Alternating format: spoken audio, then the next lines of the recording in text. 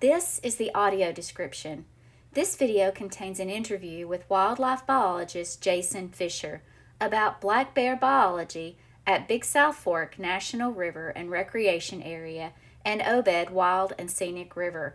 The video contains a number of photos and videos that help describe black bear biology, such as their eating habits, physical features, denning behavior, and reproduction. Additional descriptions follow.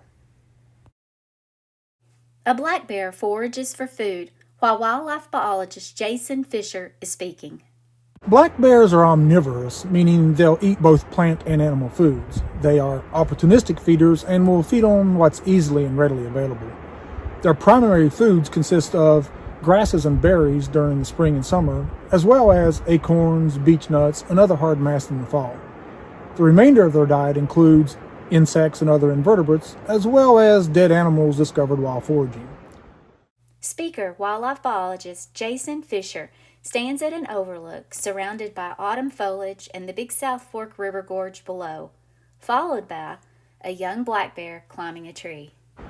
Black bears have poor eyesight, but a well-developed sense of smell that they use to locate food and danger.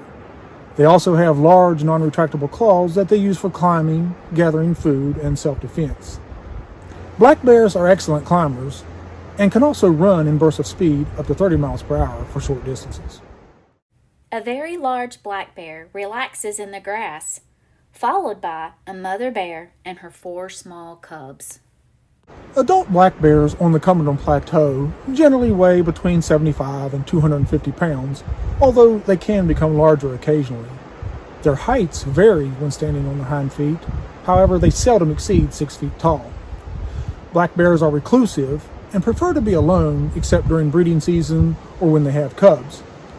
Black bears wander over large areas in search of food and, in the case of males, a mate. Breeding takes place during the summer, but the female doesn't become pregnant until she puts on sufficient weight to support herself and the newborn cubs through the following winter. This process is called delayed embryo implantation. However, if the female is stressed or fails to put on sufficient weight, the mother may reabsorb those embryos and just not have young that year. The gestation period for black bears is 6 weeks, and females will normally give birth to 2 cubs, although litter sizes can vary from 1 to 5 cubs. So cubs are born in the den the following winter and are altricial, meaning they're basically helpless for the first 3 months.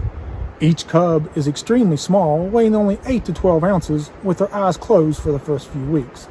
However, they will gain weight rapidly as they nurse almost continuously. By late March, as the cubs are leaving the den, they will weigh an average of 5 to 7 pounds.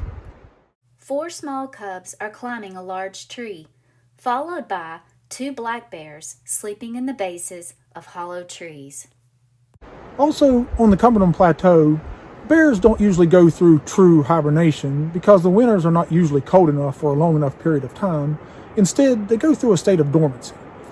In addition, den sites on the Cumberland Plateau are not usually caves, but more commonly are hollow trees, rock cavities, or brush piles. And in the den, bears enter long periods of sleep, but may awake and wander close to their dens during brief warming trends and forage for food.